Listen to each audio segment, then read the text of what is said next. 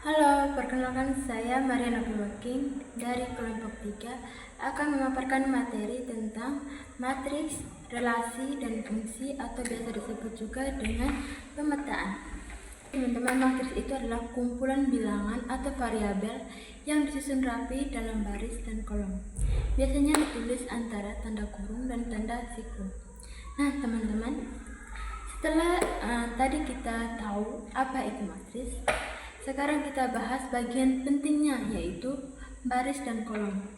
Baris adalah susunan angka yang mendatar atau sejajar dari kiri ke kanan. Sementara kolom, susunan angka yang berdiri tegak dari atas ke bawah. Jadi gampangnya, baris itu horizontal, sedangkan kolom itu vertikal. Setelah kita memahami pengertian serta bagian dari matriks seperti baris dan kolom, sekarang kita masuk ke pembahasan selanjutnya, yaitu jenis-jenis matriks. Matriks memiliki beberapa jenis berdasarkan bentuk dan isinya. Mari kita bahas satu persatu. Yang pertama, ada matriks persegi. Matriks persegi yaitu matriks yang jumlah baris dan kolomnya sama. Misalnya, matriks berukuran 2x2 atau 3x3. Yang kedua, matriks baris. Matriks baris yaitu matriks yang hanya memiliki satu baris saja. Yang ketiga, ada matriks kolom, yaitu matriks yang memiliki satu kolom saja. Terus ada juga matriks nol.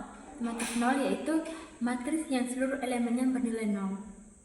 Yang berikut, matriks identitas, yaitu matriks bujur sangkar yang elemen pada diagonal utamanya bernilai 1, sedangkan elemen lainnya bernilai 0.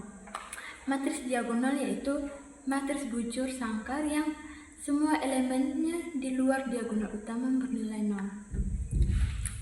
Selanjutnya kita juga mengenal matriks saklar, yaitu matriks diagonal yang elemen-elemen diagonal utamanya memiliki nilai yang sama. Lalu ada juga matriks segitiga atas, yaitu matriks persegi yang elemen di bawah diagonal utamanya bernilai 0. Dan terakhir matriks segitiga bawah, yaitu kebalikan di mana elemen di atas diagonal utamanya bernilai 0. Nah, tadi beberapa jenis matriks yang sering digunakan dalam matematika. Dengan mengenal jenis-jenis matriks ini, kita lebih mudah memahami cara melakukan operasi matriks seperti penjumlahan, pengurangan, atau perkalian pada pembahasan selanjutnya. Baik, selanjutnya kita akan membahas tentang transpose matriks. Transpose matriks adalah matriks baru yang diperoleh dari hasil pertukaran baris dan kolom pada matriks asli. Artinya, elemen-elemen yang semula berada di baris akan berpindah menjadi kolom, dan elemen yang ada di kolom akan berpindah menjadi baris.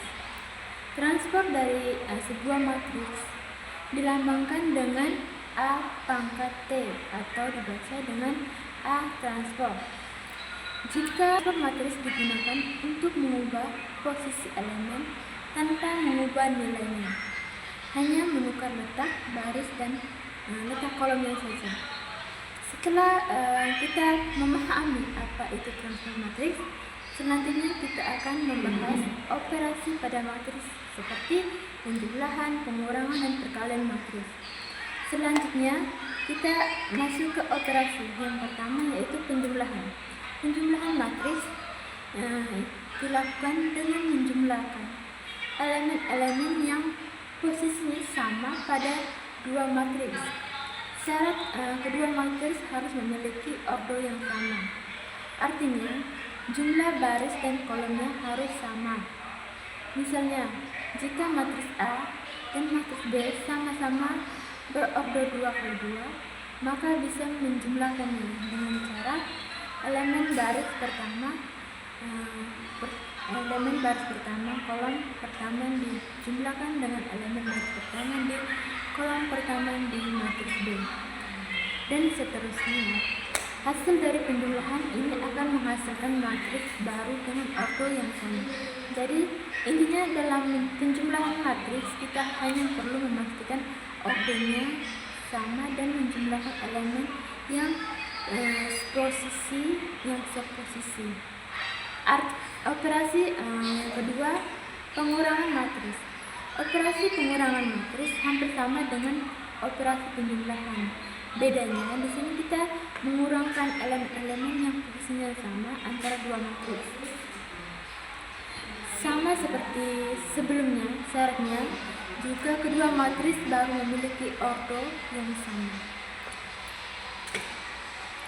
Misalnya, jika matris A dan matris B berordo 2x2, maka setiap elemen di A dikurangkan dengan elemen di posisi yang sama di B. Hasilnya adalah matris baru dengan elemen-elemen hasil pengurangan. Dan operasi yang terakhir yaitu perkalian. Matris operasi perkalian. Matris sedikit berbeda karena melibatkan baris dan kolom dari dua matriks. Syaratnya, jumlah kolom pada matriks pertama harus sama dengan jumlah baris pada matriks kedua. Untuk menghitungnya, kita mengalihkan setiap elemen pada baris matriks pertama dengan elemen pada kolom matriks kedua. Lalu hasilnya dijumlahkan. Hasil dari perkalian tersebut menjadi elemen pada posisi tertentu di matriks.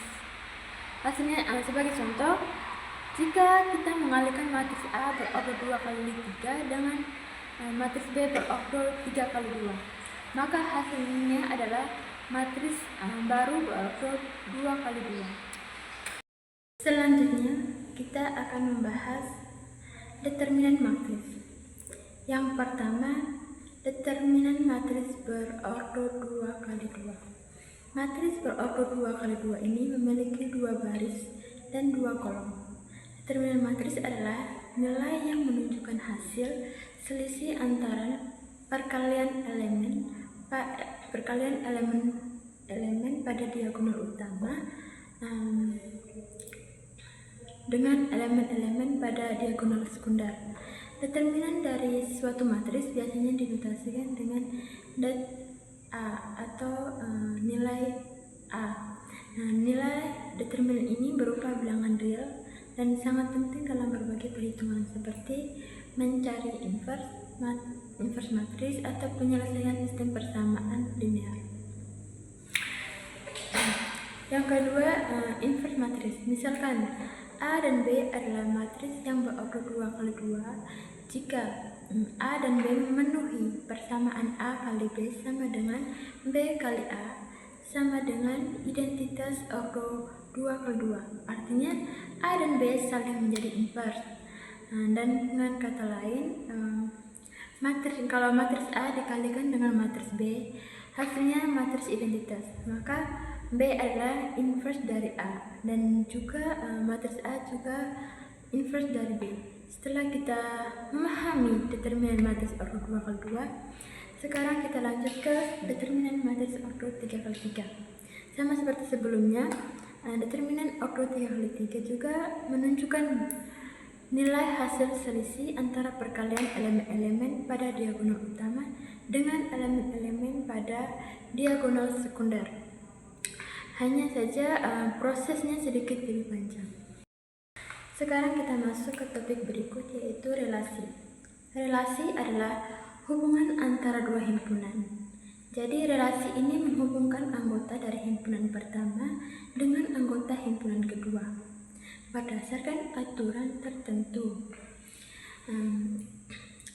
Relasi biasanya ditulis dengan R, U di garis bawah A kali B. Artinya relasi merupakan himpunan pasangan berurut dari A ke B, di mana A itu disebut sebagai domain atau daerah asal, sedangkan B disebut kodomainan atau daerah kawan. Hasil hubungan dari A ke B itu disebut dengan range.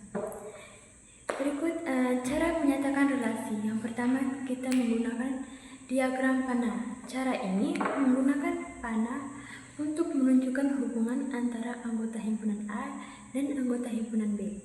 Biasanya himpunan A ditulis di sebelah kiri dan himpunan B ditulis sebelah kanan.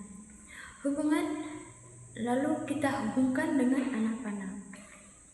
Diagram yang kedua itu dengan cara diagram tabel. Diagram tabel adalah cara untuk menyajikan hubungan atau relasi antara dua himpunan dalam bentuk tabel. Biasanya ini terdiri dari dua kolom. Kolom pertama berisi nama dan kolom kedua berisi pasangan atau relasi yang dari himpunan kedua. Pasangan yang ketiga, pasangan berurut. Pasangan berurut adalah cara untuk menyatakan relasi antara dua himpunan dalam bentuk pasangan bernilai yang urut. Biasanya ditulis dalam bentuk kurung seperti A, B, di mana A adalah anggota himpunan pertama dan B adalah anggota himpunan kedua yang berhubungan dengan A. Misalnya, Dina, nasi goreng. Artinya, Dina berhubungan dengan makanan kesukaannya yaitu nasi goreng.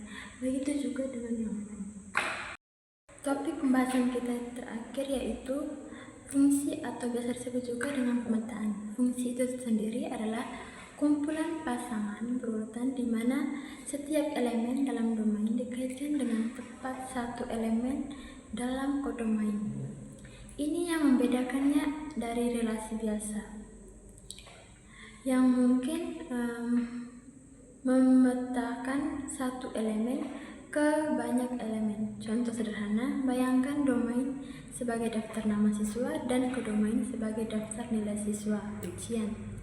Setiap siswa hanya mendapatkan satu nilai ujian. Berikut ada ciri-ciri fungsi. Ciri-ciri fungsi yang pertama, setiap elemen domain dipasangkan dengan suatu elemen kodomain. Dan yang kedua, setiap elemen domain dipasangkan dengan tepat satu elemen kodomain. Yang berikut jenis-jenis fungsi itu ada 3, yaitu pertama jenis fungsi injektif, yang kedua fungsi surjektif, dan yang ketiga fungsi bijektif.